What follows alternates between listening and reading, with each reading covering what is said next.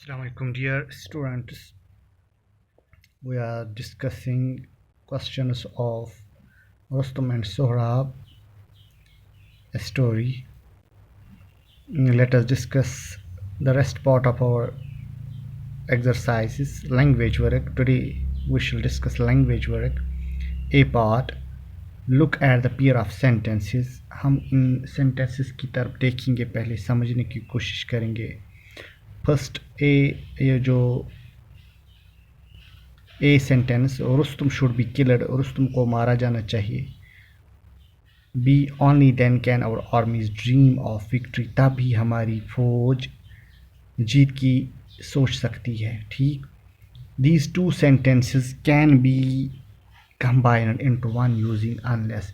इन दो सेंटेंसेस को एक ही सेंटेंस बनाया जा सकता है अनलेस को इस्तेमाल करके. ठीक. जैसे कि अनलेस रुस्तुम इज़ किल्ड, जब तक कि रुस्तुम को मारा नहीं जाता, और armies can not dream of victory, हमारी फौज जीत की नहीं सोच सकती. Here is a pair of sentences, another pair of sentence, और एक जोड़ा है सेंटेंसेस का. A sentence, you must apologise, आपको माफ़ी मांगनी चाहिए. B, I will not forgive, मैं आपको माफ़ नहीं करूँगा. इसको भी एक ही बनाया जा सकता है अनलेस को इस्तेमाल करके. जैसे कि अनलेस यू अपोलोजाइज, जब तक कि आप माफ़ी नहीं मांगोगे, I will not forgive you, तो मैं आपको माफ़ नहीं करूँगा. रिमेंबर, हमें यहाँ पे याद रखना चाहिए कि unless is not followed by not in the same class. एक ही क्लास में अनलेस के बाद नॉट नहीं आ सकता. जैसे कि इस जो हमने जोड़ा है सेंटेंस, इसमें दो क्लासेस है. अनलेस यू अपोलोजाइज, यहाँ पे एक क्लास है कामा तक,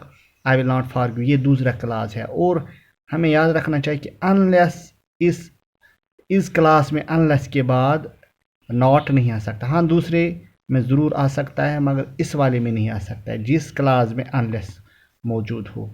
तो now combine the following pair of sentence with unless as shown in the example. जैसे एग्जाम्पल्स में, मिसालों में दिया गया है कि हमने कैसे इसको दिया है, वैसे ही हमने इन सेंटेंसेस को जोड़े. जो सेंटेंसेस के जोड़े हैं, दो सेंटेंसेस हैं, उनको हम एक ही बना सकते हैं. तो A, you must run fast, आपको तेज़ चलना चाहिए. ए. दूसरा, you only then can you catch the train, तभी आप ट्रेन को पकड़ सकते हो. तो ये दो सेंटेंस, इसको हम एक बना सकते हैं अनलेस को इस्तेमाल करके. जैसे unless you run fast you can not catch the train. जैसे यहाँ पे कामा होना चाहिए, unless you run fast you can not catch the train. So इसमें ये दूसरा, यू मस्ट वर्क हार्ड, आपको मेहनत करनी चाहिए. Only then can you get a first class, तभी आपको पहली पोजीशन या फर्स्ट क्लास मिल सकता है. तो इसमें ये है, ऐसे जुड़ा है ये अनलेस को इस्तेमाल करके. Unless you work hard you can not gate a first class. यहाँ पे अनलेस यू वर्क हार्ड, जब तक कि आप मेहनत नहीं करोगे, you can not gate a first class, आपको फर्स्ट क्लास नहीं मिलेगी. तो तीसरा, यू मस्ट हरी, आपको जल्दी करना होगा. Otherwise you will not catch the bus, वरना आप बस को नहीं पकड़ सकते. तो या ऐसे जुड़ा है, अनलेस यू हरी, जब तक कि आप जल्दी नहीं करोगे, you will not catch the bus, तब तक आप बस को नहीं पकड़ सकते. ठीक. चौथा, you must do as I tell you, आपको ऐसा करना होगा जैसे मैं आपको बोलूँगा. Otherwise you will regret it, वरना आप पछताओगे. तो answer, unless you do as I tell you,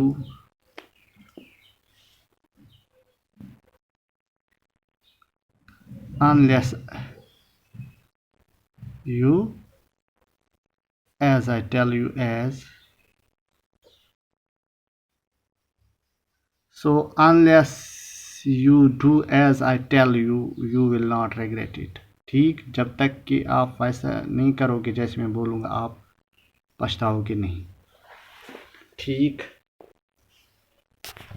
पांचवा, you must tell me about your problem, आपको अपनी प्रॉब्लम के बारे में मुझे बोलना होगा। Only then can I give you some solution, तभी मैं आपको कोई तजवीज़, कोई सोल्यूशन बता सकता हूँ। तो ऐसे ये अनलेस को इस्तेमाल करके जुड़ा है। Unless you tell me about your problem, जब तक कि आप अपनी प्रॉब्लम के बारे में मुझे नहीं बोलोगे, I can not give you some solution, तब तक मैं आपको कोई सोल्यूशन नहीं बता सकता। तो दूसरा पार्ट इसका, look at the following sentence from the story में जो सेंटेंस दिए गए हैं वहाँ यहाँ पे रिपीट किए गए, और हम इनकी तरफ कुछ देख के समझने की कोशिश करेंगे। If you had not raised your war cry, अगर आपने अपनी वार क्राई नहीं आपने बोला होता या चलाया होता या उठाया होता, I will not have been nerved, मैं घबरा नहीं जाता। दूसरा, if I had been able to find younger champion, अगर मैं ये कोई जवान चैम्पियन ढूंढ सकता,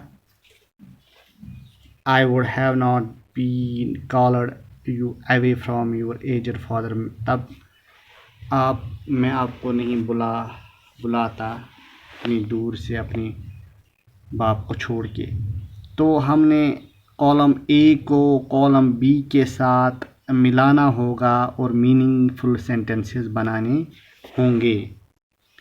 तो कॉलम ए और column B, first, if I had worked harder, अगर मैंने ज़्यादा मेहनत की होती तो क्या होता, इसमें डी पार्ट आएगा, आई would have got more marks, यहाँ पे ये आई would have got more marks, so first D के साथ जोड़ेगा, ठीक।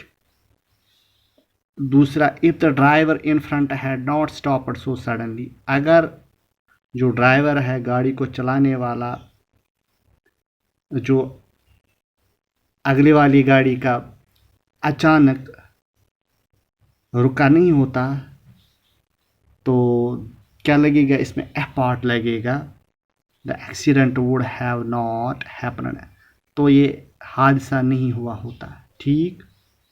तो दूसरा जुड़ेगा एफ के साथ। तीसरा, if the weather had not been so bad, अगर मौसम इतना ख़राब नहीं होता, इसमें ए लगेगा, we could have gone out, तो हम बाहर गए होते, जा सकते थे। चौथा, if you had arrived earlier, अगर आप थोड़ा जल्दी आए होते, ठीक। इसमें बी लगेगा, बी के साथ ये जोड़ेगा, you could have seen her, B, तो आप उसको देख सकते। पांचवा, if you had moved the injured to hospital immediately, अगर आपने ज़ख्मी को हॉस्पिटल जल्दी आप पहुंचा पाते। पांचवे में अब लगेगा C, you might have saved his life, आपने ज़रूर उसकी ज़िंदगी बचाई होती, या आप उसकी ज़िंदगी को बचा सकते। छठा, if you had not lent me the money, अगर आपने मुझे पैसे उधार नहीं दिए होते। E, I would not have been able to buy the car, मैं कार को खरीद नहीं पाता। तो मैंने यहाँ पे और आपको समझाने के लिए ये जवाब में मैंने आपको लिखा है। फर्स्ट में if I worked harder, D इसमें लगेगा ऐसे, I would have got more marks, ठीक। दूसरा, if the driver in front had not stopped so suddenly, F part लगेगा, the accident would not have happened, ये आंसर मैंने इसके लिखे हैं। तीसरा, if the weather had not been so bad, A लगेगा we could not have gone out. चौथा if you had arrived earlier, इसमें बी पार्ट इसके साथ बी कॉलम बी का जुड़ेगा B part, you could have seen her. ठीक। If you had moved the injured to hospital immediately, C part इसमें जोड़ेगा B column का, you might have saved his life. छठा if you had not lent me the money, इसमें B column का E part इसके साथ जोड़ेगा, I would not have been able to buy the car. So this was our topic today. Tomorrow we shall discuss grammar part of the said lesson.